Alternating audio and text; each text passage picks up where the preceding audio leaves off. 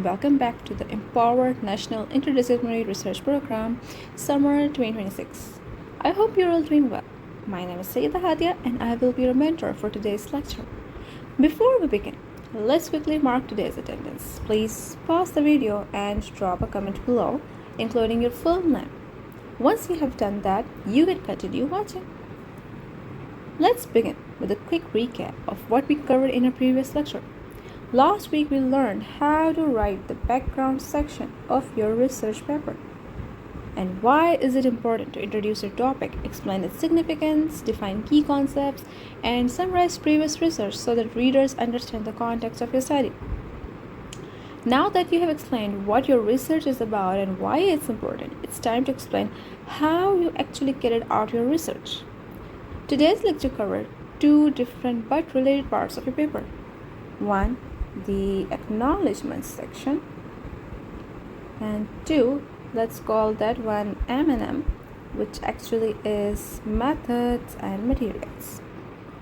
The two might feel unrelated at first. One is personal and short, while the other is technical and detailed, but they actually sit next to each other in most of the research papers for a reason, because they both talk about the transparency. Acknowledgements talk about the transparency of who helped you, and methods and materials talk about the transparency about how exactly you did your research, so that someone else could, in theory, repeat what you did.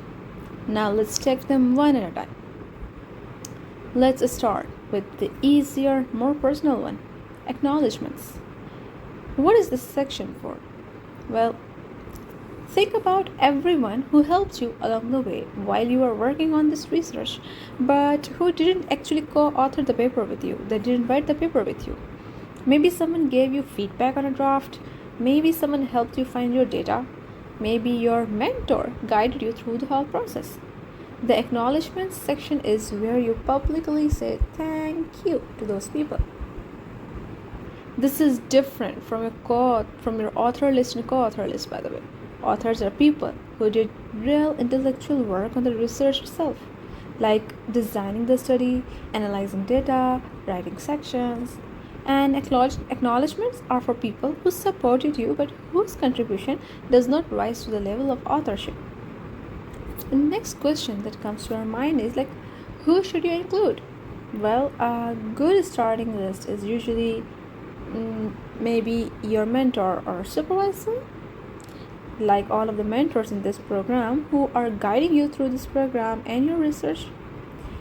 Next, anyone who did peer editing or gave you feedback on your drafts, or anyone who provided you with resources, tools, or access needed for your research. For example, someone helped distribute your survey or gave you access to a dataset. The next question that comes in mind is that how long should it be and how much formal does it have to be? Well, here's some good news, because there isn't a strict, rigid formula for this section. Some papers don't even include one. But if people helped you, it's good practice and simply respectful to include a short thank you. Aim for about 2 to 4 sentences and that's it. This isn't the place for long stories, just a sincere, brief note. Well, if you're wondering that what might this look like or sound like, I'm going to read out a kind of acknowledgement to you, and I want you to listen carefully and notice how short and specific it is. Quoting, we would like to thank our research mentor for the guidance and support throughout every stage of this project. We are also grateful to our peer reviewers whose feedback helped strengthen our survey, design, and analysis. Finally, we thank the participants who generously gave their time to complete our survey. And unquote. That's it. That's really all it takes. Very specific, very sincere, and brief. You're not trying to impress anyone here. You're just being a decent professional researcher who recognizes the people who supported the work. Now, let's move to the more technical section, methods and materials. This is a bigger topic, so let's slow down here. Why are methods and materials grouped together, by the way? In many papers, and especially the shorter ones, like the kind you're writing in this program, methods and materials are combined into a single section. But that does not mean that they get mixed together in one paragraph. No. Keep them as two separate paragraphs. Under one heading, methods describe what you did and how, while materials tell us about what tools, assessments, and material was used. Right?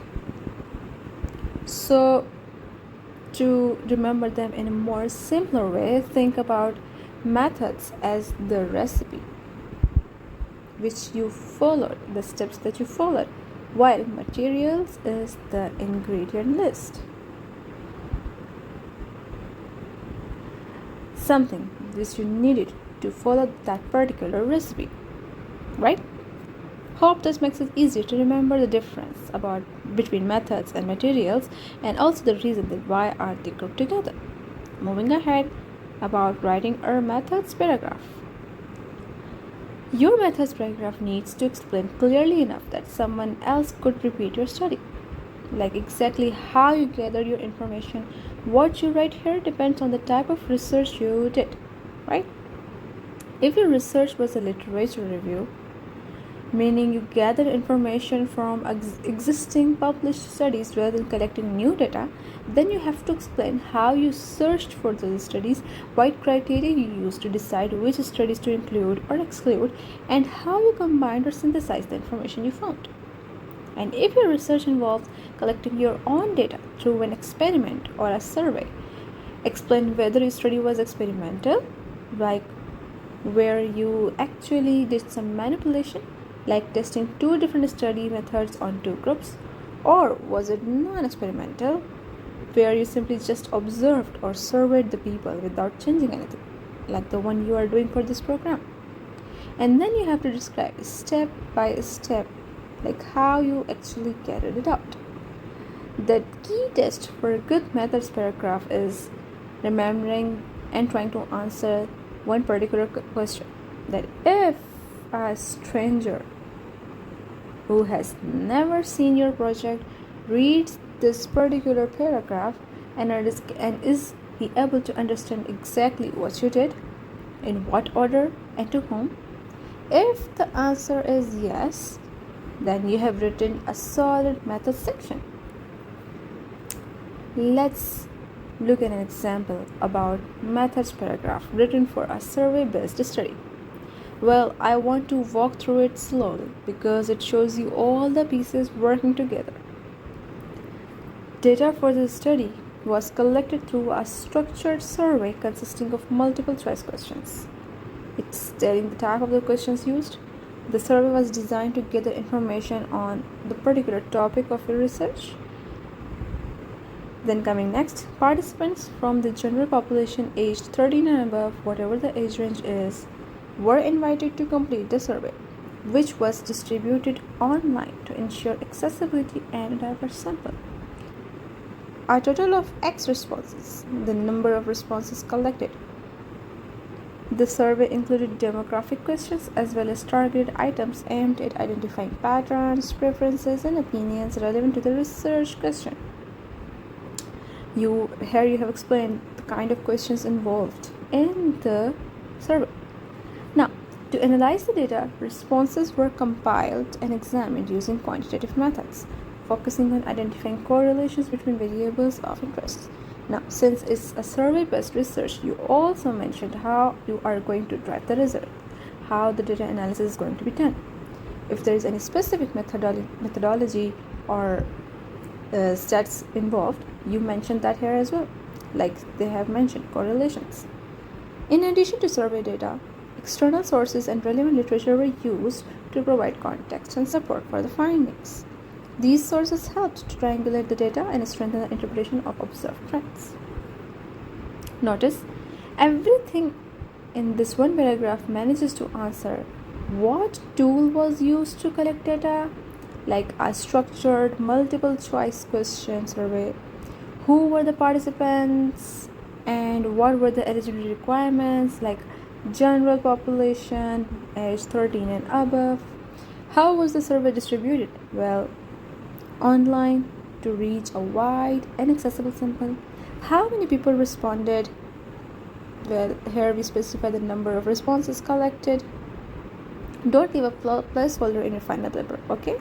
This is here just an example. You need to write the numbers of responses you got on your survey. And then what kind of questions were asked? Well, they have been specified as well: demographic, targeted items, right? And how was the data analyzed? Even that question is answered from here, looking at correlations between variables. And was anything else used to support the findings? Yes, external literature for the context. If your own study is an experiment rather than a survey, the structure is the same, but instead of describing a questionnaire, you will describe your experimental groups. Okay? But what variable you manipulated, and what you measured, and what exact procedure you followed step by step from start till finish. Now, right after your methods paragraph, same section, new paragraph, you will describe your materials. This is simply a description of what you needed in order to carry out your methods. What counts as material really depends on your research type. Like if you ran a survey, your material is essentially the survey instrument itself, the actual questions you presented to participants. You can briefly describe the structure of your survey here, or refer the reader to an appendix where the full survey is included.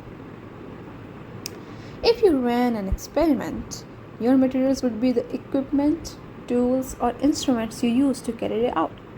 For example, a stopwatch, or a specific measuring device, or a software used to record data.